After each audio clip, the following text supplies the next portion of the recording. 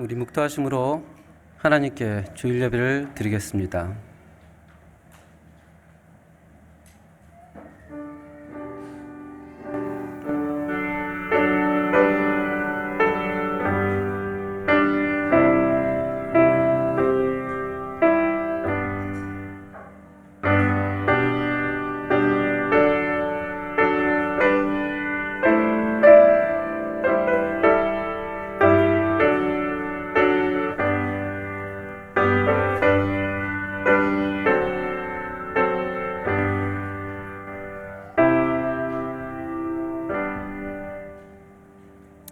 하나님 아버지, 오늘 우리가 하나님을 찾아 이 자리에 나와 있는 것 같지만 우리가 하나님을 찾기 전에 하나님께서 우리를 보고 우리의 상황을 아시고 또 한 사람 한 사람을 불러서 인도하여 주신 줄로 믿습니다. 오늘 예배가 귀한 예배가 될 수 있도록 우리에게 은혜의 은혜를 허락하여 주시옵소서.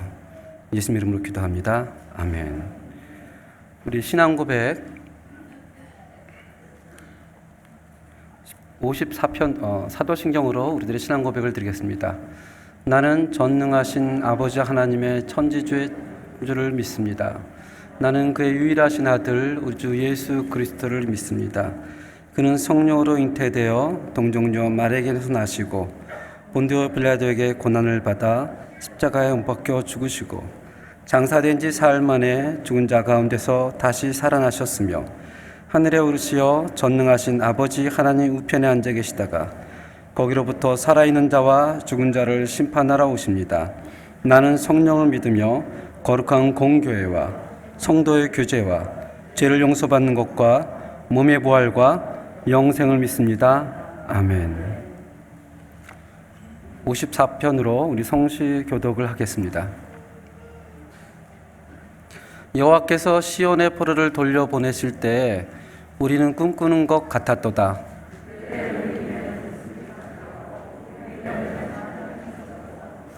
그때 문나라 가운데서 말하기를 여호와께서 그들을 위하여 큰 일을 행하셨다 하였도다.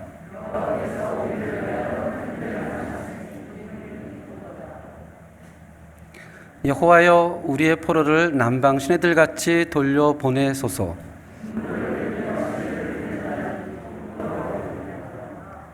울며 씨를 뿌리러 나가는 자는 반드시 기쁨으로 그 곡식단을 가지고 돌아오리로다. 아멘. 우리 찬송 288장으로 하나님께 영광을 돌리겠습니다. 찬송가 288장입니다.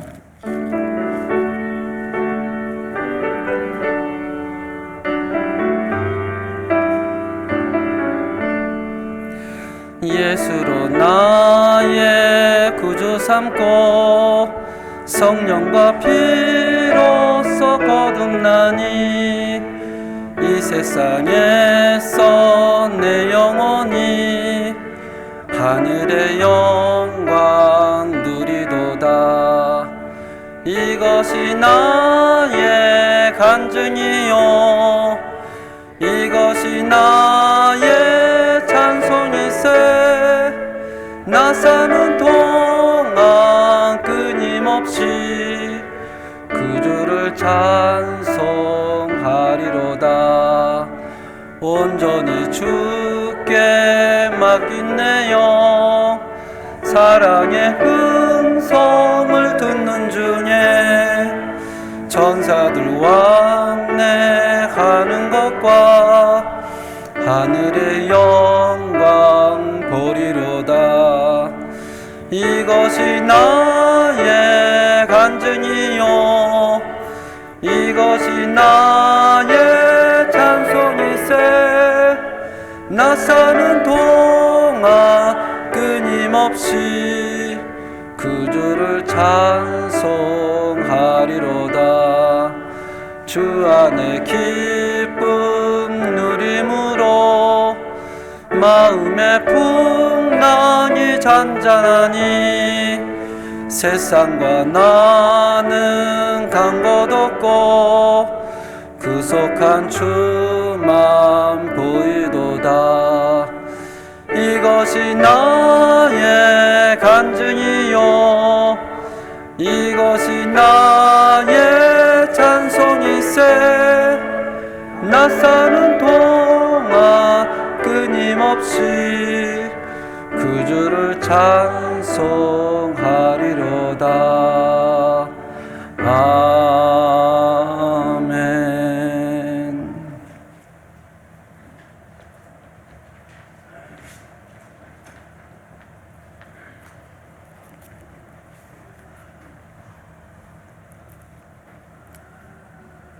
사랑과 은혜가 풍성하신 아버지 하나님, 지난 한 주간도 저희를 보호하여 주시고 성령 안에서 인도하여 주시어 오늘 주님의 앞으로 나와 예배해 드릴 수 있도록 불러 모아 주심을 감사드립니다.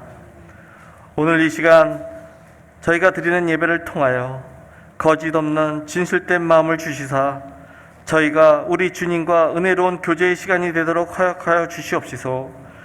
주님 안에서 우리의 믿음과 인격이 더욱 더 성장하게 되는 시간이 되도록 인도하여 주시옵소서. 참 좋으신 아버지 하나님, 지난 한 주간도 주님의 백성을 듣지 못한 생각과 말과 행동으로 주님께 등짐을 회개합니다. 주님의 말씀보다는 세상의 것들과 사람들 속에서 언제나 앞서고 더욱 많은 것을 가지려 했음을 노력했음을 고백합니다. 모든 시간이 주님의 것이거늘 오늘 주일에서야 주님을 기억하고 지난 한 주간의 우리를 성찰하는 시간을 갖고 있는지 돌아보게 됩니다. 이런 부족하고 연약한 저희에게 성령 충만을 허락하시고 말씀을 주셔서 온전한 진리로 행하며 살아가는 저희들이 되도록 인도하여 주시옵소서. 내 은혜가 내게 족하다 말씀하신 능력의 주 하나님, 올해 새로이 임명된 재직들이 자신의 연약함이나 부족함을 이유로 섬김과 봉사의 자리를 힘들어하거나 회피하려 하지 않도록 오직 기도로서 하나님의 능력에 의지하며 하나님의 도움을 바라게 하시옵시고, 교회와 성도들을 섬길 때에 앞서 일하는 하나님을 알게 하시고 순종과 겸손으로 본인의 소명에 임하게 하여 주시옵소서. 우리 재직들이 맡은 직분이 주님의 발자취를 따라 성도들을 섬기게 하시고 힘들고 굳은 일들에 앞서 일하며 행하는 겸손과 섬김의 믿음으로 임할 수 있도록 성령 충만하게 하여 주시옵소서. 그리하여 보이는 곳보다 보이지 않는 곳에서 작은 일 하나에도 소리 없이 헌신하게 하시며 다른 이들의 비난과 불평의 소리에 귀 기울이다 상처받기보다는 오직 하나님의 영광과 뜻하심을 생각하며 수고와 순종으로 충성하는 일꾼들이 되게 하여 주시옵소서. 참 사랑이신 아버지 하나님, 이런 귀한 주님의 일꾼들의 가정들을 기억하시사 평안케 하시고 물질에 부족함이 없게 하시고 강건하게 하시어 허락하신 모든 것을 가지고 주님의 충성된 청지기가 되어 맡은 사명을 잘 감당할 수 있도록 인도하여 주시고 도우시옵기를 소망합니다. 우리의 목자 되시는 아버지 하나님, 성도들 중에 영육간의 아픔과 슬픔, 어려움이 있는 성도들을 기억하시사 긍휼로 그들의 간구에 더욱 기울여 주시고 이들을 치료하시고 위로하시사 우리 주님께서 동행하며 그 누구보다도 더 사랑하고 계신다는 마음을 보이시사 그들의 삶에 힘과 평안으로 함께하여 주시옵소서. 또한 우리 교회 어르신들이 연세가 더해가질수록 강건하게 하시고 영적으로 더욱 무장되게 하시사 성령과 기도의 은사가 충만하게 하시어 이 교회를 기도로 덮고 이끌어 나아갈 수 있도록 인도하여 주시옵소서. 살아 역사하시는 아버지 하나님, 곧 시작되는 교육부 여름 수련회와 우리 주일학교 자녀들을 위해 기도드립니다. 우리의 자녀들이 세상에 복이 되는 주님의 일꾼으로 설 수 있도록 붙들어 주시고 이끌어 주시며 길을 열어 주시사 저희들을 도우시는 하나님을 깨달아 알게 하시고 우리 자녀들이 세상 가운데 하나님의 나라를 일구며 나아갈 때에 세상의 악한 것들로부터 방해받지 않게 하시고 다른 이들의 연약함을 배려하고 돕고 하나님을 사랑하며 경외하는 온전한 예배자로 설 수 있도록 도우시옵기를 소망합니다. 또한 주일학교 학생들을 섬기며 가르치는 김정석, 박광호 목사님과 교사님들에게 지치지 않도록 강건함과 새 힘을 주시고 주님의 사랑을 가르칠 때에 우리의 자녀들이 하나님의 비전과 자신의 가치를 깨닫고 어린 시절부터 하나님을 경외하며 하나님과의 관계 속에서 진리를 깨닫게 하시고 더욱더 주님을 뜨겁게 사랑하며 갈망하는 올바른 주님의 일꾼들로 자라나게 허락하시며 동행하시옵기를 소망합니다. 저희의 찬양을 받기에 합당하신 아버지 하나님, 할렐루야 성가대와 셀라 찬양팀의 찬양을 기뻐히 힘매여 주시고 이 찬양을 통하여 저희의 마음이 밝고 맑게 되어 주님을 바라보며 사모하는 마음이 더욱 간절해지기를 소망합니다. 이 시간 단위에서 말씀을 전하실 박선준 목사님께 성령 충만함과 말씀의 기름을 부으시사 준비하신 말씀들이 선포될 때에 하나님께서 능력을 더하여 주시고 강하고 담대하게 전하게 하여 주시옵시고, 말씀을 사모하는 성도들에게 하나님의 능력과 감동으로 우리의 영혼이 변화되고 회복되며 치유되는 은혜의 시간이 되도록 허락하여 주시옵소서. 그리하여 오늘의 말씀을 통해서 주님의 음성을 듣게 하시고 맡겨진 사명에 순종하며 주님의 뜻을 이루는 복된 주님의 백성으로 거듭나게 하여 주시옵소서. 또한 박 목사님의 가정과 건강도 지켜주시어서 온전한 마음으로 교회와 성도들을 위해 일할 수 있도록 동행하여 주실 것을 간절히 바라오며 이 모든 말씀 우리 주 예수 그리스도 이름으로 기도되옵나이다. 아멘.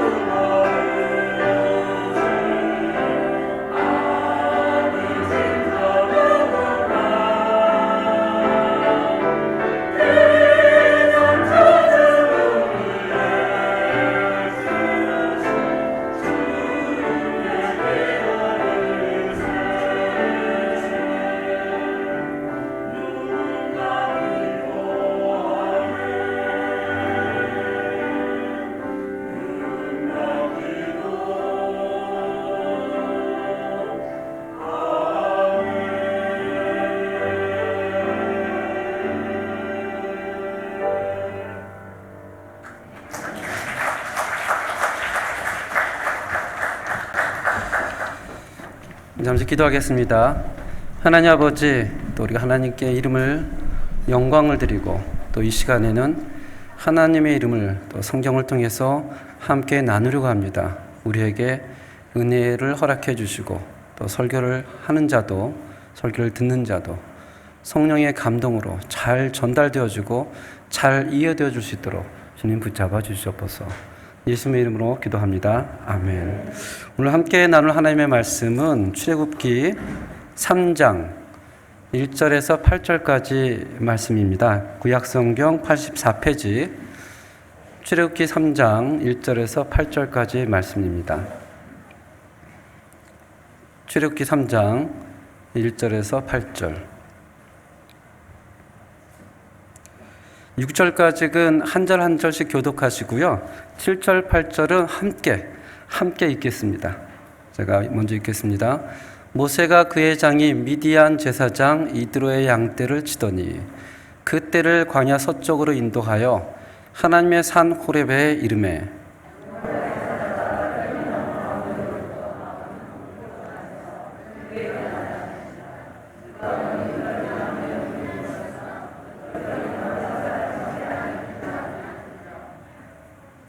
이에 모세가 이르되 내가 돌이켜 가서 이 큰 광경을 보리라. 떨기나무가 어찌하여 타지 아니하는고 하니 그때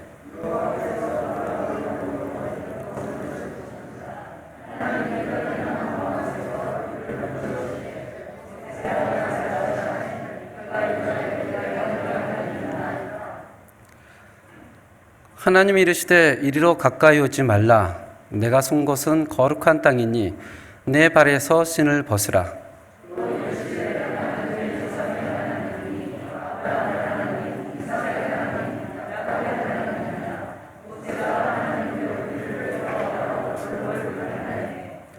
여호와께서 이르시되 내가 애굽에 있는 내 백성의 고통을 분명히 보고 그들의 감독자로 말미암아 부르심을 듣고 그 근심을 알고 내가 내려가서 그들을 애굽인의 손에서 건져내고 그들을 그 땅에서 인도하여 아름답고 광대한 땅, 젖과 꿀이 흐르는 땅, 곧 가나안 족속, 헷 족속, 아모리 족속, 브릭 족속, 히위 족속, 여부 족속의 지방에 데려가려 하느라. 아멘.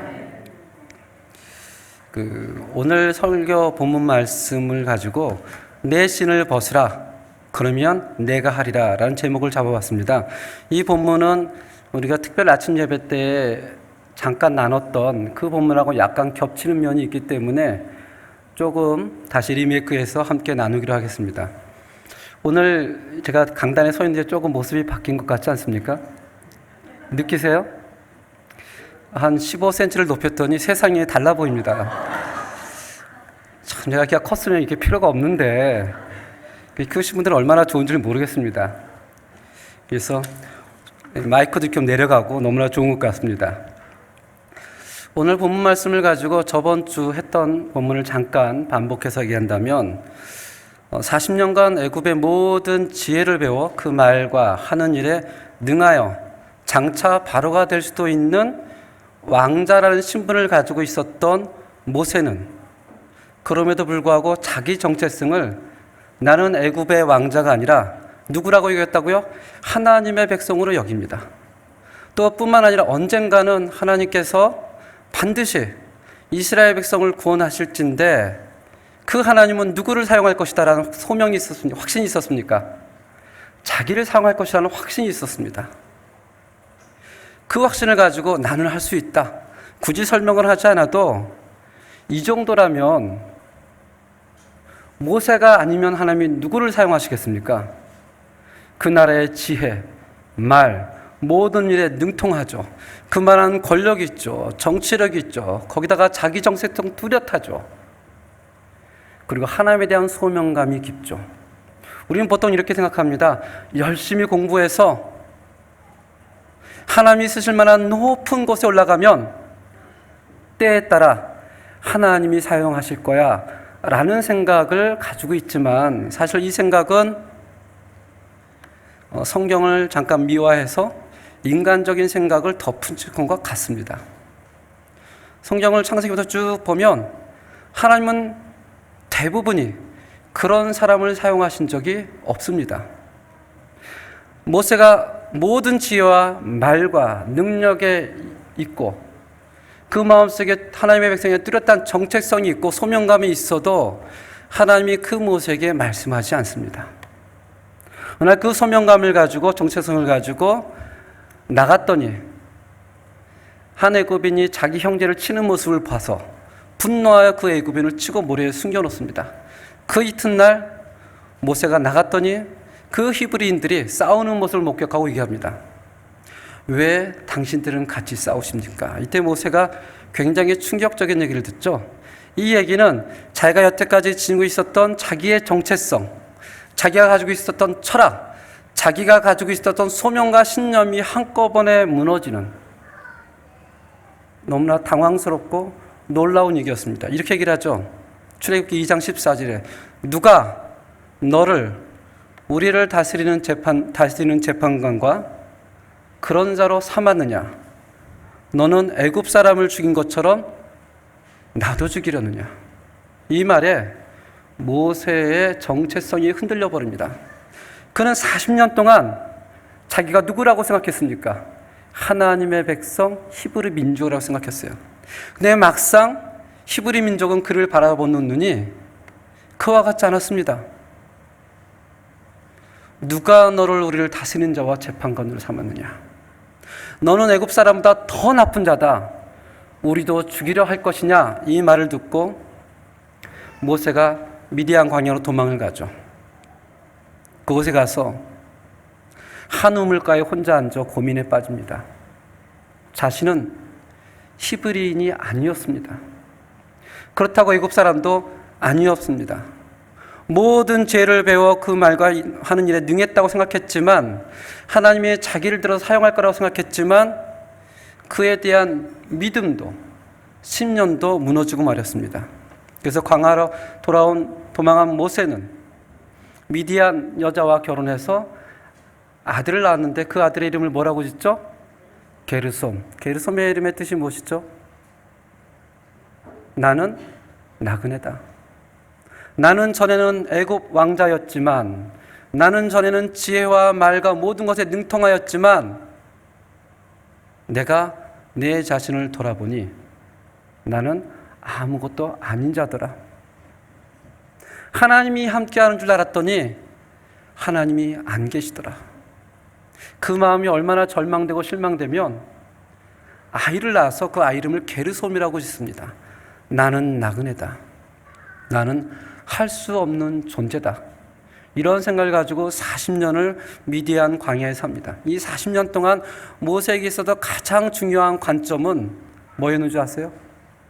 어떻게 하면 우리 장인어른 이들의 양을 잘 치며 살 수 있을까가 그의 최대의 관심이었습니다. 그리고 이런 관점에서 오늘 본문이 시작이 되는 겁니다. 1절 함께 읽어보겠습니다. 시작. 모세가 그의 장인 미디안 제사장 이드로의 양떼를 치더니 그 떼를 광야 서쪽으로 인도하여 하나님의 산에 이르매. 이 2절부터는 모세하고 하나님과의 놀라운 만남의 경험이 그려져 있습니다. 모세는 단 한 번도 하나님과의 만남에 대해서 상상하지도 않았고 어떻게 하면 하나님을 만날까 노력하지도 않았고 애쓰지도 않았습니다. 전혀 기대하지 않고 광야에서 나는 나그네라. 어떻게 하면 우리 장인어른 양을 살찌게 잘 키울 수 있을까? 여기서 보니까 이드로의 양떼를 아주 멀리까지 갔다라고 성경에서 기록한 걸 보면 모세가 40년 동안 아주 완벽하게 미디안 사람과 잘 동화가 됐고 신뢰가 돈독했던 것 같습니다. 왜냐하면 양떼를 우리가 지금 보는 그런 양떼가 아니고요. 그 당시에는 그 사람들의 재산입니다. 수많은 재산을 모세가 다 지고 이드로의 진에서 멀리까지 가는 것을 허락했다면 모세는 완전한 미디안 사람이었습니다. 그리고 그의 관심은 어떻게 하면 우리 장인의 양떼를 잘 먹일 수 있을까? 그러다가 어느 날 멀리 가다가 하나님의 산 호렙의 이름에 사실 그 당시에 지금 모세가 이 글을 경험하면서 매일매일 기록한 건 아니고요. 나중에 모세오경을 기록합니다. 그래서 이 당시 때는 어느 누구도 하나님의 산 호렙이 있다는 사실을 아무도 몰랐습니다. 나중에 후에 모세가 하나님의 산 호렙산 시내산에서 하나님과의 만남을 갖고 그곳에서 십계명을 받으며 하나님으로부터 성막의 비전을 받고 하나님과 1년 동안 동행하면서 그리고 나서 모세오경을 쓰면서 뭐라고 그러죠? 내가 과거를 돌아보니까 내가 이드로 장인의 양떼를 칠 때 멀리 갔더니 어디까지 갔더라? 하나님의 산 호렙까지 갔더라. 그래서 이제 역사적인 만남이 시작이 되는 것입니다. 여기 보면 불꽃 안에 있는 떨기나무의 장면을 볼 수가 있을 것입니다. 2절, 3절, 4절을 이렇게 쭉 보시면요, 중요한 동사가 나옵니다. 첫 번째 동사 2절에는 그가 보니, 여기서 그는 모세입니다. 어느 날 모세가 이들의 양떼를 끌고 하나님의 산 호렙산의 근처를 갔더니 눈앞에 떨기나무가 불꽃 안에 있는 거예요. 근데 아무리 봐도 그 나무가 시들어지지 않습니다. 그래서 그 나무를 누가 봤다고요? 모세가 봅니다. 보자마자 모세가 기이 여겨 이렇게 얘기를 합니다. 어찌하여 떨기나무가 타지 아니할까? 모세가 봤다, 모세가 말했다. 그것이 2절, 3절에 나와 있습니다. 똑같은 동사가 4절에 나와 있습니다. 그 모세가 떨기나무를 본 장면을 누가 보고 있었다고 얘기합니까? 여호와 하나님께서 그 모세를 보고 있었다. 시간을 보면 마치 모세가 지나가다가 우연히 떨기나무를 발견하고 본 것 같지만 시간이 아니라 그 시간을 초월해서 이미 여호와 하나님께서는 그 안에서 누굴 보고 있었다고 얘기를 합니까? 모세를 보고 있었다. 모세를 보고 있었다. 모세가 예전에 애굽의 왕자였을 때는 그런 모든 것을 할 수 있다라고 생각을 했습니다. 40년 동안 미디안 광야에서 양을 치며 살면서 이제는 평범한, 좀 우리와 같은 평범한 인간으로 돌아가서 불꽃 안에 있는 떨기나를 보면서 그냥 인간적인 한계로 생각을 합니다. 하나님의 임재라고 상상도 못하고 이렇게 얘기를 하죠. 어찌하여 더 떨기나무가 타지 아니할까? 그런 모세를 하나님께서 보시고 그를 불러 이르시되 모세야 모세야 하면서 모세를 하나님의 만남으로 초청을 해주는 장면이 나옵니다. 모세는 이 불타는 떨기나무의 외형적인 모습을 가지고 바라봤지만 전지전능하신 하나님께서는 그 모세의 외형만을 본 것이 아니에요. 모세의 마음 속에 있는 그의 내부의 마음과 그의 과거와 그의 현재와 미래를 다 보셨습니다. 그리고 나서 모세에게 하나님과의 만남에 초청을 하죠. 모세야, 모세야. 하나님께서 모세를 불러 이스라엘의 백성의 출애굽 지도자로 삼기 위하여 모세를 다가오게 하시고 모세를 변화시키고 하나님의 일꾼으로 만드는 그런 역사의 장이 오늘 본문에서 일어나고 있다는 사실입니다. 이처럼 출애굽기 사건의 연출자인 여호와 하나님과 출애굽 사건의 주연 모델인 모세와의 이 역사적인 대면이 시각적으로 서로 봤다, 청각적으로 서로 말했다 라면서 우리에게 입체적으로 얘기를 해주고 있는 것입니다. 이 떨기나무는 그 당시 시내산에서 있는 흔한 나무였습니다. 이 칠레도 오니까 가뭄이 많아서 그런지 산에 가시나무들이 굉장히 많더라고요. 그 정도로 흔한 나무였습니다. 이 흔한 나무는 이스라엘을 상징하고 있습니다.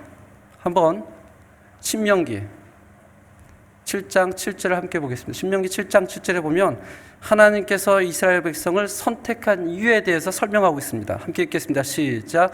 여호와께서 너희를 기뻐하시고 너희를 택하심은 너희가 다른 민족보다 수요가 많기 때문이 아니라 너희는 오히려 모든 민족 중에 가장 적기 때문이라. 하나님께서 이스라엘 백성을 선택했을 때에는 그들이 하나님에 대한 열정이 있고 그들이 선하고 그들이 하나님을 찾고 그들이 잘나서 강해서가 아니라 그 수많은 백성 가운데 가장 수가 적고 가장 연약하고 가장 죄악되고 가장 비천하기 때문에 하나님이 선택했다 그럽니다. 그래서 이 떨기나무를 이스라엘로 상징을 합니다. 그럼 이 불꽃은 무엇인가? 불꽃은 그 당시에 이스라엘 백성들이 고난 가운데 있는 상황을 설명해 주고 있습니다. 그렇다면 그 이스라엘 백성이 고난 가운데 불이 막 타고 있는데 왜 떨기나무가 타지 않았을까요? 왜 일반적으로 불이 뜨면 확 해서 소멸될 텐데 그 떨기나무는 타지 않고 있었을까요? 어떻게 생각하십니까? 오늘 출애굽기 3장 2절에 답이 나와 있습니다. 하나님께서 떨기나무의 불꽃 안에서 그에게 나타나시오. 그 나무가 특별해서 불에 탄 것이 안 탄 게 아니고요. 그 불꽃이 약해서 나무가 안 탄 게 아니라 그 안에 누구의 임재가 있었기 때문에? 하나님의 임재가 있었기 때문에. 출애굽기 3장 2절에 보면 이렇게 얘기합니다. 여호와의 사자가 떨기나무 가운데로부터 나오는 불꽃 안에서 누구에게 나타나셨다고요? 모세에게 나타나셨으니. 그러니까 나무가 강해서 타지 않은 게 아니고요. 불꽃이 약해서 타지 않은 게 아니라 그 안에 하나님이 있기 때문에. 하나님이 있기 때문에. 출애굽기 1장 12절에 보시면 요셉을 알지 못하는 한 새 왕이 일어납니다. 이 새 왕의 눈에는 이스라엘 백성이 번성하고 강하고 많아지고 땅에 가득한 것이 두려움이었습니다. 그래서 그들을 어떻게 해요? 학대하고 노동을 가해서 그들이 번성하지 못하게 고난을 줬지만 성경은 뭐라고 얘기를 해요? 그러나 학대를 받을수록 더욱 번성하여 퍼져나가니 애굽 사람이 이스라엘 자손으로 말미암아 근심하여. 이스라엘 백성이 강하기 때문에, 여인들이 강하기 때문에 그런 것이 아니라 하나님이 아브라함과 이삭과 야곱과 요셉에게 하는 그 언약의 말씀이, 그 하나님의 임재가 이스라엘 백성 가운데 함께 있었기 때문에 고난이 오고 고통이 와도 아주 쓰러지지 않았다는 사실입니다. 우리에게도 현실에서 많은 어려움들이 있죠. 때론 절망도 하고 정말 하나님이 어디 계신가라는 외침도 하게 되고, 정말 하나님의 선하신 손이 있나? 라는 질문도 해봅니다. 그럼에도 불구하고 하나님의 백성은 아주 넘어지지 않는 것은 우리의 강한 믿음이나 하나님에 대한 생각이 아니라 우리 안에 누가 있기 때문에 그렇습니까? 하나님이 계시기 때문에 그런 겁니다. 하나님이 계시기 때문에. 이 장면을 알지 못했던 모세는 이상히 여겨 떨기나무로 다가와 옵니다. 4절 5절을 보시면 이렇게 얘기합니다. 여호와께서 그를 보려고 돌이켜오는 곳을 보신지라. 이 스페인어 성경이 조금 더 이해하기 쉽게 나와 있습니다. 미엔데 헤오바 게엘 이바벨. 지금 모세가 걸어오는 그 장면을 처음부터 끝까지 누가 보고 있었다 이렇게 얘기합니까? 처음부터 끝까지 하나님이 보고 있었다. 여기서 보신지라는 것은 어떤 상황이나 상태에 깊은 관심을 가지고 지속적으로 지켜보고 있다는 사실을, 의미를 얘기해 주고 있습니다. 이미 떨기나무 가운데서 임재하신 하나님은 모세가 오는 것을 지켜보면서 그가 이것을 어떻게 반응하는 것을 기다리면서 계속해서 그를 주목하고 있었다는 사실입니다. 성경의 구원 역사를 우리가 공부하고 보게 되면 구원은 사람이 전심으로 하나님께 부르짖어 하나님을 만나고 시작하는 것이 아니라 절대 사람이 부르짖어서 하나님은 만날 수가 없습니다. 아무리 눈물로 통곡하고 금식을 해도 하나님의 존재는 그렇게 해서 만날 수 있는 존재가 아닙니다. 언제나 구원은 하나님이 먼저 사람을 찾아주십니다. 언제나 구원은 하나님이 먼저 사람에게 나타나십니다. 언제나 구원은 하나님의 사람을 만나주시고 불러주신다는 사실입니다. 창세기에 보면 하나님이 사람을 남자와 여자로 창조하시고 아담이 하나님을 불렀다라 얘기하지 않습니다. 하나님이 그들을 복을 주시고 그들에게 땅에 충만하라라고 명령하셨더라라고 합니다. 노아가 당대의 의인이었지만 노아가 하나님께 제가 방주를 짓겠습니다라고 얘기하지 않고요. 뭐라고 나오죠? 노아가 여호와께 은혜를 입었더라. 창세기 12장과 여호수아서 20장에 가면 여호수아가 이런 얘기를 합니다. 내가 너희의 조상 아브라함을 강적쪽에서 이끌어내어 그를 이 땅으로 인도하여 내고 아들을 주어 하면서 전혀 하나님을 알지 못했던 그 아브라함을 누가 불렀다고 성경에서 얘기를 합니까? 하나님이 불렀다. 마찬가지로 오늘 본문에서도 모세가 떨기나무를 보고 가까이 가는 것 같지만 이미 여호와 하나님께서는 그 모세를 지켜보시고 계셨습니다. 지켜보시고 계셨습니다. 그리고 그를 향해서 모세야, 모세야 라고 얘기를 하시죠. 아마 하나님의 은혜를 체험하신 분들은 이 말에 다 공감을 하실 것입니다. 우리가 누군가의 손에 이끌려 교회를 나오고 누군가의 손에 이끌려 예배를 드리면서 누군가의 손에 이끌려 은혜를 받았다고 할지라도 돌이켜보니까 하나님이 선하신 손길이 그 이전부터 함께함을 우리가 발견해야 된다는 사실입니다. 모세야 모세야 부르시면서 하나님께서 모세에게 말하는 장면이 있습니다. 성경에서는 하나님께서 한 인물을 2번씩 부르는 것이 그렇게 흔하지 않습니다. 그렇게 흔하지 않아요. 요새 우리 아침 예배 때 사무엘상으로 함께 묵상을 하는데요.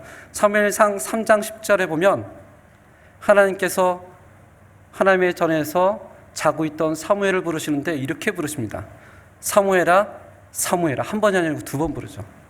흔한 일이 아닙니다. 하나님께서 2번 이름을 부르실 때는 아주 긴급한 일이라든지 아니면 그 사람에게 정말 너무나 소중한 사명을 주기 위함에서 강조하고 있다는 사실입니다. 먼저 모세를 봤던 이 하나님의 은혜가 저에게도 있기를 원합니다. 정말 하나님이 나를 먼저 발견하시고 하나님이 나를 찾으시고 하나님이 나를 부르시어 아무개야 아무개 하는 그런 은혜가 정말 있기를 원합니다. 하나님이 그 모세를 부르시고 이렇게 얘기를 하시죠. 하나님이 이르시되 이리로 가까이 오지 말라.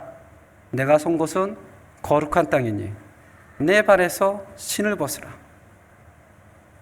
애굽에서 40년간 애굽의 왕자로 모든 권력과 모든 특권을 누리며 살고 있을 그때에도 그 마음속에 이스라엘 백성의 정체성을 가지고 살고 있을 그때에도 하나님은 모세를 부르지 않았습니다. 그 후에 미디안 광야에서 나는 게르솜이라 실패자의 마음을 가지고 살아갈 때에도 그가 이들의 양을 치고 있을 때에도 하나님은 모세를 부르지 않았습니다.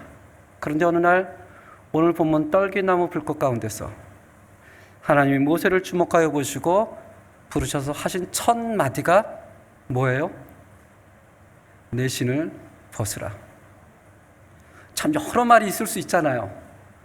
저 같으면 이렇게 했을 것 같아요. 모세야 모세야 참 고생 많았다. 그렇게 얘기하면 얼마나 감동이 되겠습니까? 모세야 모세야 이제 때가 되었다. 근데 그렇게 얘기하지 않고요. 처음 보자마자 다짜고짜 얘기를 합니다. 내 신을 벗어라. 이곳은 거룩한 땅이니라. 칠레도 그렇겠지만 아르헨티나에서 전기가 고장이 나거나 수도가 고장이 나거나 인터넷이 고장이 나면 때로는 현지인 기사를 부를 수밖에 없습니다. 현지인 기사가 집에 들어오면 늘 저는 볼사 2개를 가지고 문 앞에서 기다립니다.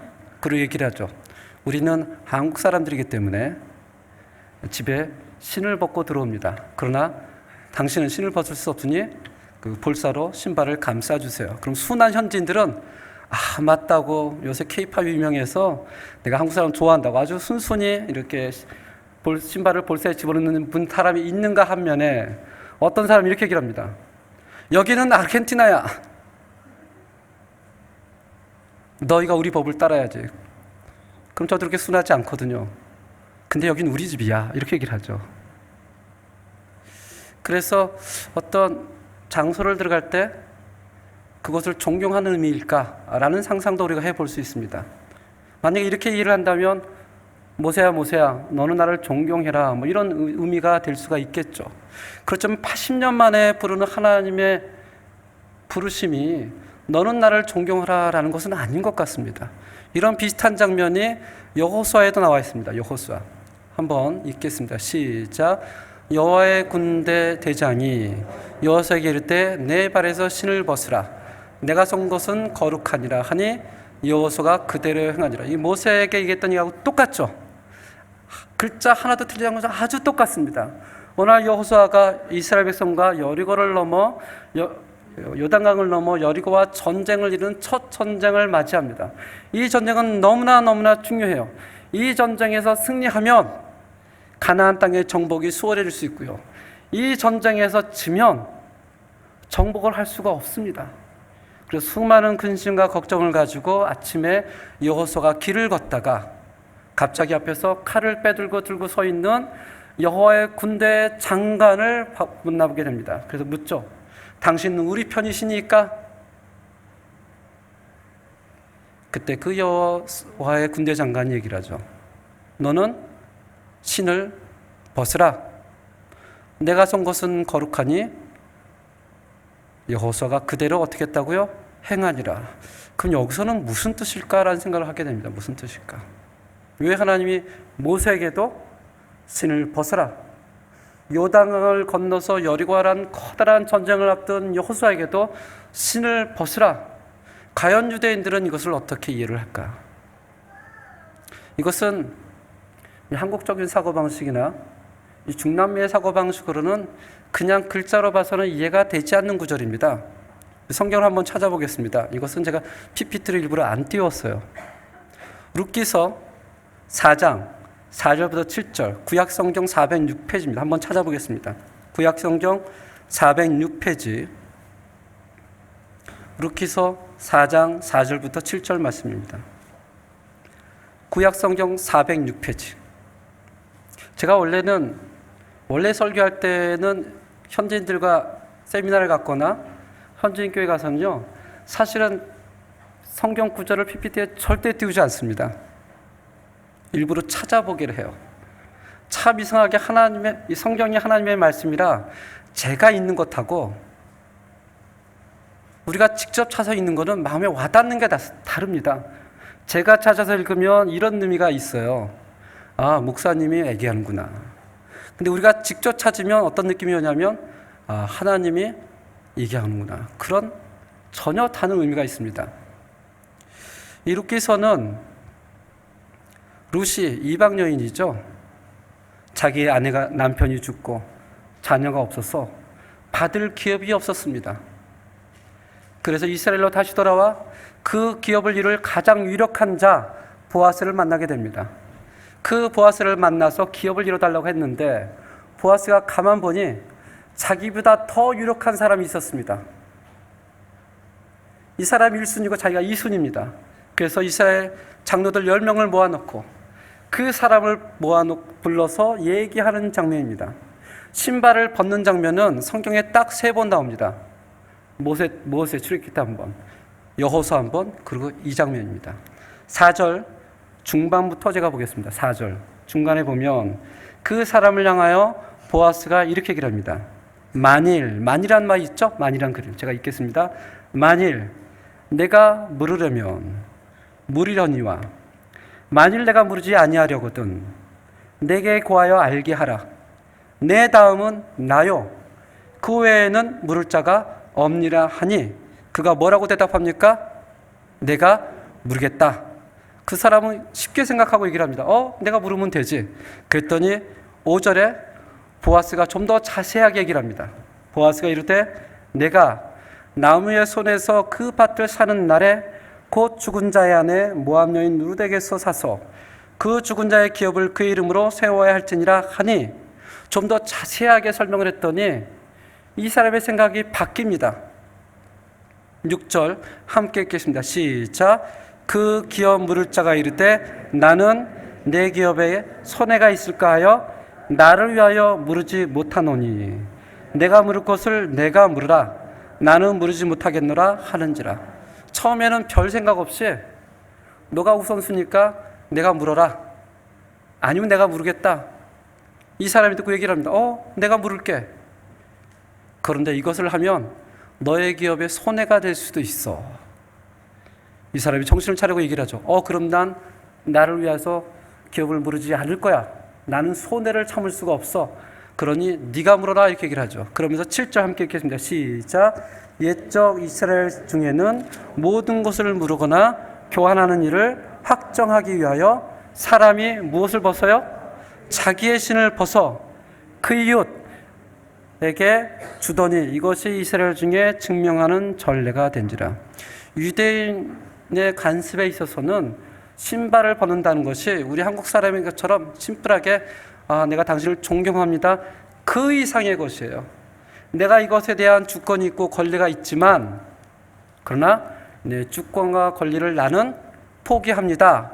그 주권과 권리를 행사할 사람에게 무엇을 벗어요? 신발을 벗어 그 사람에게 던지는 것입니다. 그것이 유대인의 풍습입니다. 이것을 가지고 오늘 본문을 가면 이해가 되어집니다. 하나님께서 80년 만에 모세를 부르시죠. 그리고 첫 마디가 이것입니다. 모세, 너는 내 발에서 무엇을 벗으라? 신을 벗으라. 이것은 거룩한 땅이라.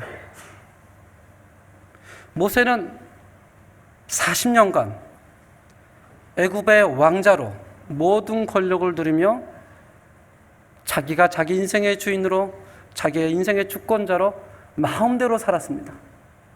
비록 그 마음에 선한 의지는 있었습니다. 그 마음에 하나님에 대한 뜻도 있었어요. 그러나 여전히 자기 인생의 주인은 누구였어요? 자기였습니다. 그리고 40년 이후에 광야에서 그는 실패자로, 그는 버려진 자로 이들의 양을 치며 살았습니다. 그러나 여전히 그의 인생의 주인은 누구였습니까? 자기였어요. 하나님에 대한 신념도 사라지고 하나님에 대한 믿음도 사라지고 열정도 사라졌지만 여전히 그의 인생은 80년 동안 누가 주인이었습니까? 모세 자신이었습니다. 잘 될 때도 자기가 주인이었고, 인생이 못 나갈 때도 누가 자기가 주인, 그 인생에 누가 주인이었어요? 모세였습니다. 그 모세를 하나님께서 부르시고 이렇게 얘기하는 겁니다. 모세야, 네 인생의 주인인지 누가 주인인지 다시 한번 생각해봐라. 너는 80년간 너가 잘 나갈 때도 네가 주인이었고, 네가 못 나갈 때도 네 인생의 주인은 너였다. 너는 네 마음대로 살아왔다, 지금까지. 그러니 이제는 내 앞에 내 신을 어떻게 해라? 벗어라. 너 인생의 주인이 누구인지, 누가 너의 인생의 주권자인지 나에게 무엇해라? 고백해라입니다. 고백해라. 모세는 구약 신약에서 가장 유명한 사람입니다. 유대 민족을 형성했던 사람이에요. 우리가 너무나 잘 알듯이 지팡이로 홍해를 갈던 사람입니다. 만나를 내리고 메추라기를 주고 반석에서 물을 내고. 그런데 하나님은 그 사람이 그렇게 큰 일을 하는 것을 원하지 않습니다. 가장 중요한 것은 너의 인생의 주인야를 묻는 것입니다. 그걸 묻지 않고 직분을 주지 않습니다. 그래, 이스라엘 백성이 너무나 고통당하니까 빨리 해방시켜야지. 모세 빨리 와, 빨리 와. 지금 빨리 가, 이렇게 얘기하지 않습니다. 시간이 걸려도 그를 불러서 단계적으로 얘기를 합니다. 나는 네가 인생의 주인이 누구인지 고백했으면 좋겠다. 우린 너무나 급하죠. 교회 붕도 빨리 하고 싶고 뭔가 보여주고 싶고 그러다 보니까 중요한 것을 놓칩니다. 하나님과의 관계를 놓치고요. 일의 성과에 매달립니다. 심지어는 그 사람이 하나님을 영접했는지 안 영접했는지 확인도 하지 않고 달란트대로 세우기도 합니다. 아주 인간적인 방법입니다. 성경에선 단 한 번도 하나님께서 사람을 부르실 때 그렇게 부르신 적이 없습니다. 80년이 걸려도요, 하나님이 기다리십니다. 우리가 저번에 아브라함의 인생도 잠깐 봤죠. 하나님이 60년을 기다리세요. 60년을. 그 60년을, 80년을 고통 가운데 부르짖어도 하나님이 침묵하고 인내하며 기다리십니다. 언제까지요? 그 사람이 하나님 앞에 자기의 주권을 내놓을 때까지.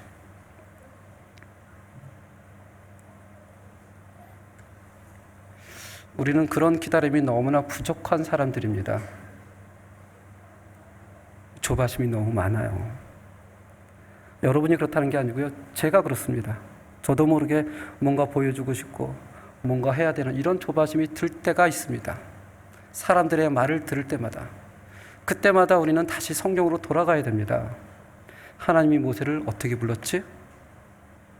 당장 가서 홍해를 갈라라. 당장 가서 그들을 이끌어내라. 그렇게 얘기하지 않습니다. 모세, 너는 너의 주인이 누구라고 생각하느냐? 내 앞에서 신을 벗으라. 그 신을 벗고 모세가 두려워 떨며 하나님 앞에 엎드리는 장면이 6절에 나옵니다. 6절 함께 읽겠습니다. 시작. 또 이르시되 나는 내 조상의 하나님이니 아브라함의 하나님, 이삭의 하나님, 야곱의 하나님이니라. 모세가 하나님 배웠기를 두려워하여 얼굴을 가리매. 그가 하나님 앞에 주권을 드리고 나서 깨닫는 것이 있습니다. 지금 내 앞에 나타나신 이 하나님은 나의 아버지의 하나님이요, 나의 조상들의 하나님이 지금 내 앞에 나타나신 여호와 하나님이라. 그 거룩하심 앞에 머리를 숙이죠. 모세가 하나님 앞에 주권을 드리자 우리 7절, 8절 굉장히 놀라운 말씀을 하나님이 하십니다. 우리 함께 읽겠습니다. 7절, 8절 시작. 여호와께서 이르시되 내가 구했는 내 백성의 고통을 분명히 보고 그들의 감독자로 말미암아 부르짖음을 듣고 그 근심을 알고 내가 내려가서 그들의 애굽인의 손에서 건져내고 그들을 그 땅에서 인도하여 아름답고 광대한 젖과 꿀 흐르는 땅 곧 가나안 족속, 헷 족속, 아모리 족속, 브리스 족속, 휘 족속, 여부스 족속의 지방에 데려가려 하노라. 아멘. 여기 보면 주어가 누구 나와 있습니까? 여호와 하나님이 나오죠. 이 여호와 하나님의 주어로 시작을 해서 중요한 동사들이 쭉 나옵니다. 한번 동사를 한번 찾아볼까요? 첫 번째로 뭐라고 나오죠? 내가 보고, 또 내가 듣고, 내가 알고, 내가 내려가서, 내가 건져내어, 내가 인도하여, 내가 데려가려 하노라. 친절하게도 출애굽기서 3장 7절 8절은요. 출애굽기 1장부터 40절 전체를 요약하는 구절입니다. 그러면서 누가 구속의 주인인가, 누가 이 땅의 주권자인가를 얘기해 주세요. 누가 하신다고요? 하나님께서. 이것을 이제 이렇게 정리를 하면 이렇게 보입니다. 내가 봤다라는 것은 조오이가 아닙니다. 조의 오이도, 조의 비시도, 조의 코노시도. 이 말은 무슨 뜻이죠? 내가 계속해서 지속적으로 보고 있었다. 내가 지속적으로 듣고 있었다. 내가 지속적으로 알고 있었다. 여호와께서 보고 듣고 알고. 모세가 오기 이전에 나는 너를 보고 있었다. 이스라엘 가운데 요셉을 알지 못한 새 왕이 일어나서 이스라엘 백성을 두려워하고 그들을 학대하고 곧 노동을 주었을 때도 이미 하나님은 무엇하고 있었어요? 보고 있었다. 그들이 산파를 통해서 이스라엘 백성의 아이들을 죽이려고 할 때도 하나님 무엇을 하고 있었어요? 듣고 있었다. 나일강에 이스라엘 아이들이 다 던져질 때도 하나님 무엇을 알고 있었어요? 다 알고 있었다. 이것이 우리에게 굉장히 커다란 은혜가 됩니다. 마치 하나님이 계신 것 같지 않고 계신다고 해도 나에게 사랑을 없는 것 같고 역사하지 않은 것 같아도 성경은 얘기를 하죠. 하나님은 이미 쭉 보고 있었다. 너희들의 아픔을. 하나님은 쭉 너희들의 부르짖음을 듣고 있었다. 하나님은 쭉 너희들의 모든 것을 알고 있었다. 이것이 출애굽기 1장, 2장의 내용입니다. 그 다음에 동사가 내려가서죠. 내려가서. 이 구속의 원리를 보면 하나님이 하늘을 열어서 역사하지 않습니다. 언제나 하나님은 누굴 통해서 일하시냐면 사람을 통해서 일하십니다. 여호와께서 내려가서라고 하지만 구체적으로 누굴 보내시냐면 모세를 보냅니다. 이것이 출애굽기 3장에서 11장입니다. 그리고 여호와께서 어떻게 해요? 건져내요. 어린 양의 피로 애굽에 있는 모든 장자들을 죽게 하시고 그 가운데서 누구를 구원하십니까? 이스라엘 백성들을 그 고난 가운데서 건져내요. 유월절 사건 출애굽기 12장입니다. 그러고 나서 여호와께서 이스라엘 백성을 인도하여 홍해를 건너게 하시고 신광야와 수르광야를 지나 낮에는 구름 기둥과 밤에는 불 기둥으로 만나를 먹이시면서 인도하시는 출애굽기 몇 장이라고요? 13장부터 20장. 그 다음에 여호와께서 어디로 데려간다고요? 데려가려 하노라. 사실은 하나님의 목적은 이스라엘 백성을 가나안 땅으로 데려가는 것이 아닙니다. 젖과 꿀이 흘러서 그저 잘 살며 잘 먹고 배를 두들기면서 야 행복하다 그것이 아니고요. 그들을 신의 산으로 데려갑니다. 하나님의 백성으로 알려주기 위해서 그들에게 십계명을 주죠. 자기가 누구인가를 계시해 줍니다. 나 여호와의 다른 신을 섬기지 말라. 우상을 만들지 말라. 안식일을 거룩히 지녀라. 하나님의 속성에서 되기를 해요. 그러면서 부모를 공경하라. 도적질하지 마라. 남의 물건을 탐내지 마라. 우리가 하나님께 예배를 드릴 때는 하나님을 알지 못하고서는 예배를 드릴 수가 없습니다. 교회는 나올 수가 있어요. 봉사도 할 수가 있습니다. 그러나 하나님의 성경으로 하나님을 배우지 않으면 사실은 진정한 예배는 드릴 수가 없는 것입니다. 그래서 하나님이 이스라엘 백성에 십계명을 주고 성막의 비전을 주면서 너희가 나에게 예배를 드리려면 속건제는 이렇게 드려라, 화목제는 이렇게 드려라, 화평제는 이렇게 드려라 하면서 예배를 너희 마음대로 너희 생각과 네 철학대로 하나님을 섬기지 말고 내가 얘기하는 대로 드려라 하면서 하나님이 이스라엘 백성과 교제하기를 원하신다는 것입니다. 하나님의 뜻은 우리로부터 영광을 받기를 원하신다는 거예요.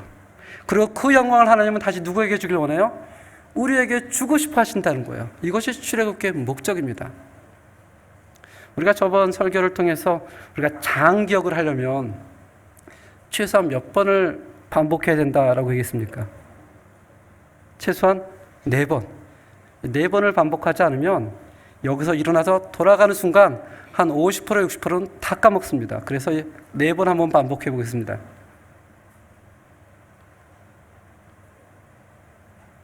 자, 여호와께서 보고 듣고 알고. 출애굽기 몇 장일까요? 1장에서 2장. 여호와께서 내려가서 출애굽기 몇 장일까요? 3장에서 11장. 다 잘하시네요. 그 다음에 여호와께서 건져내고 출애굽기 몇 장입니까? 12장, 6월절. 여호와께서 인도하여 몇 장이죠? 13장에서 20장까지. 그리고 여호와께서 데려가려 하노라 25장에서 40장까지. 2번 반복했습니다. 거꾸로 한번 해보겠습니다. 출애굽기 1장, 2장은 어디죠? 여호와께서 보고 듣고 알고. 출애굽기 3장에서 11장은요? 내려가서 출애굽기 12장은 여호와께서 건져내요. 출애굽기 13장부터 24장까지는요 인도하여, 출애굽기 25장부터 40장까지는요 여호와께서 데려가려 하느라. 3번 반복을 했습니다. 4번째 반복을 하겠습니다. 이번에는 옆에 있는 분 한번 주고 한번 받아보세요. 한 분이 여호와께서 보고 듣고 알고, 한 분이 1장, 2장 한번 해보세요. 우리 한국 분들은 이렇게 쑥스러워서 잘 못하는데 한번 해보시기 바랍니다.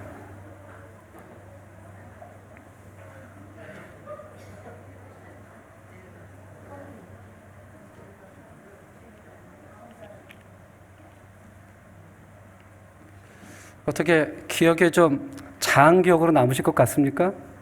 앞으로 출애굽기를 함께 주일마다 나눌 때 제가 불쑥불쑥 물어볼 수가 있습니다. 정말 대예배가 아니면 이름을 불러서 묻고 싶지만 뭐 그럴 수는 없고요. 그래도 눈으로 이렇게 잘 쳐다보고 있으니까 예, 괜찮습니다. 모세가 하나님 앞에서 신을 벗어 주권을 드리고 하나님 앞에 엎드리자 하나님이 얘기하기 시작하죠. 사실은 모세야, 내가 이미 다 보고 있었다. 사실은 내가 이미 다 듣고 있었다. 사실은 내가 너희 아픔과 부르짐을 다 알고 있었다. 근데 나는 보고 듣고 아는 것뿐만 아니라 내가 모세를 너를 준비하고 있었다. 40년 동안 애굽의 왕자로, 40년 동안 광야에서. 이제 너는 너의 주권을 나에게 넘겨라. 그런데 그 모세를 통해서 건져내고, 그 모세를 통해서 광야에서 인도하고, 하나님과의 교제의 시간을 갖기 위해서 하나님의 구속의 계획이 장엄하게 출애굽기 3장 7절과 8절 나와 있다는 사실입니다. 그저께 아침 예를 마치고 이렇게 나오는데요, 누가 그런 얘기를 하더라고요. 벌써 2023년 1월 29일 한 달이 다 지나갔어요. 눈 깜빡할 사이에 지납니다. 12분의 1이 지났습니다. 제가 이 교회에 온 지도 벌써 2달이 되었습니다. 아마 이 얘기를 하고 어느 순간 이렇게 얘기할 거예요. 드디어 1년이 되었습니다. 우리가 원하든 원치 않든 우리들의 인생의 시간은 제깍 넘어가게 됩니다. 마냥 젊은 것 같지만 그렇지가 않습니다. 마냥 힘이 있을 것 같지만 그렇지가 않습니다. 그래서 지금도 주님은 우리를 부르시길 원하세요. 모세야, 모세야, 내 신을 벗어라 했던 것처럼 우리 이름을 불러가면서 이제는 너의 마음대로 살았다면 나를 하나님으로 여기고 너의 인생을 나에게 맡겨라. 그리고 내가 내 인생을 인도하겠다. 나는 너와 교제하고 싶다. 이런 은혜가 올해는 더욱 저희 연합교회에 함께 있기를 주님의 이름으로 축원합니다. 기도하겠습니다. 하나님 아버지, 오늘도 지금 이 순간 우리를 이미 보고 계시고 우리를 듣고 계시고 함께 하시는 하나님을 성경에서 얘기를 나눕니다. 그것이 너무나 은혜가 되고 너무나 감동되어지며 우리가 오늘 하나님께 우리의 인생의 주권을 드릴 수 있도록 주님 붙잡아 주시옵소서. 예수님 이름으로 기도합니다. 아멘. 우리 다 같이 함께 찬양을 드리겠습니다. 내가 주인 삶은, 함께 찬양을 드리겠습니다.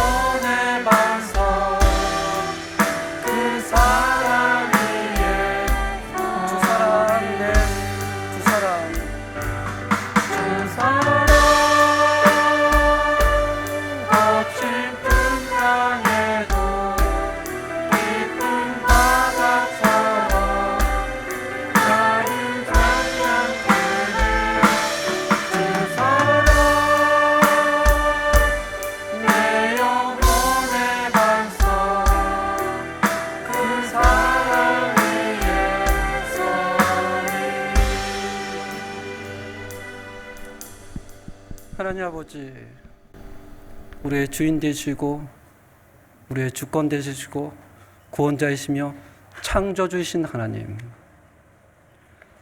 우리가 하나님이 없는 것처럼 느낄 그때에도, 낙심하고 있을 그때에도, 방황할 그때에도 하나님은 우리의 인생을 이미 보고 계셨고 듣고 있었으며 알고 계셨다고 성경은 얘기를 합니다.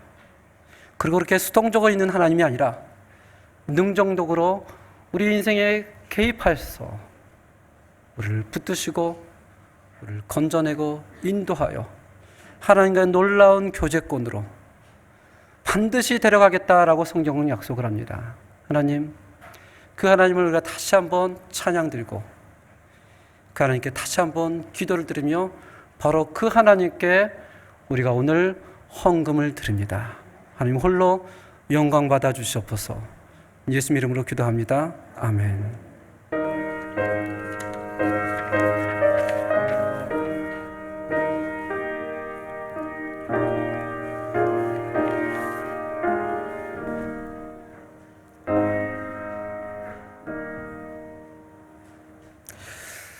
매일 저녁 9시에 이 교회 밑에 나와 있는 소식 기도 제목을 가지고 각 처소에서 함께 기도하는 시간이 있습니다. 기억해 주시고 기도를 나눌 수 있기를 바랍니다. 그리고 아침 기도회가 매주 화요일부터 토요일까지 소예배실에서 7시 반에 있는데, 특별히 이번 주 토요일은 소예배실을 사지 않고, 왜냐하면 이제 학생, 이번 주 토요일인가요? 이번 주 토요일 아닙니다. 죄송합니다. 다음. 제가 좀 헷갈렸습니다. 이번 주는 정상적으로 화요일부터 토요일까지 오전 7시 30분에 소예배실에서 아침 예배를 갖습니다. 나오는 시간이 좀 어렵고 또 번거로울 수 있지만 함께 은혜를 나누는 귀한 시간이 되었으면 합니다. 그리고 오늘 11시 예배 이후에 소예배실에서 교육부 교사 기도회가 있습니다.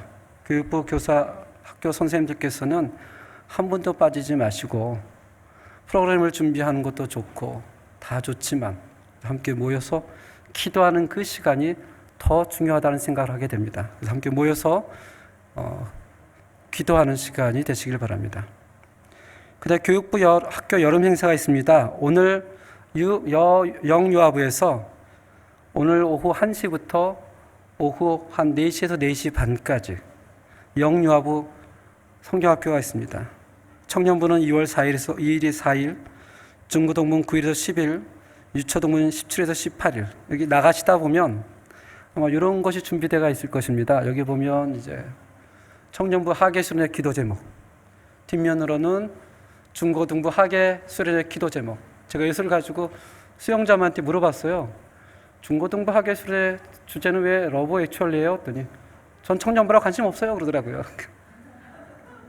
다 관심을 가지시고 이 청년부를 위해서도 학생부를 위해서도요, 이걸 집에 가지고 가셔서 기도할 수 있기를 바랍니다. 기도하시고 기도만 하지 마시고요, 얼굴도 좀 내미시고 또 이렇게 마음의 위로도 해주시고 그러시면 좋을 것 같습니다. 오늘 점심 제공은 송영규 장로님과 이정명 권사님 가정에서 준비했습니다. 우리 감사한 마음으로 인사를 나누시기 바라고, 또 오는 화요일 31일 그동안 우리와 함께 예배를 드렸던 우리 김지문 선교사님 가정이 아르헨티나로 출국을 하십니다. 그래서 예배를 마치고 나가실 때 또 인사를 나누시고, 아마 아직 정확하게 날짜는 나오지 않았지만 중순쯤에 또 세미나가 있을 때 다시 돌아올 텐데요. 또 그때까지 기억하시고 기도를 해주시고 인사를 나누면 감사할 것 같습니다. 우리 다 같이 일어나서 찬송 357장으로 하나님께 영광을 드리겠습니다.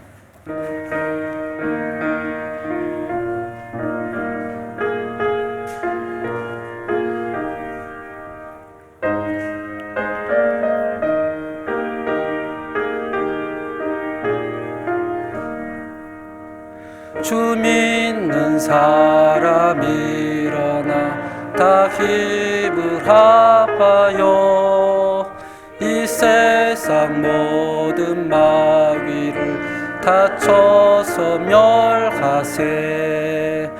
저 앞에 오는 적군을 다 싸워 이겨라.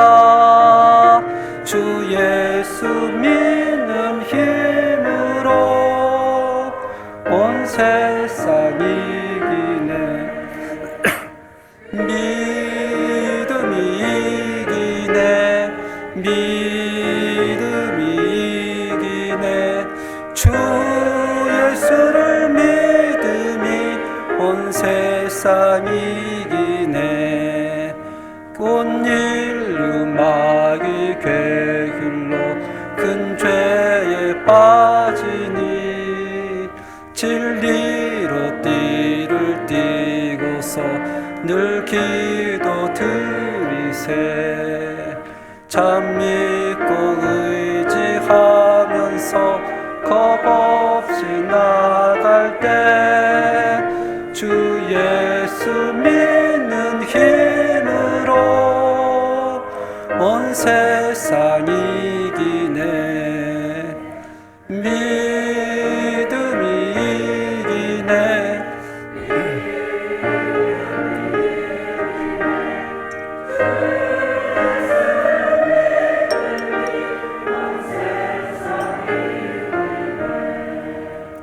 끝까지 이긴 자에게 흰 옷을 입히고 또 영생 복을 주시니 더 기쁜 일이세.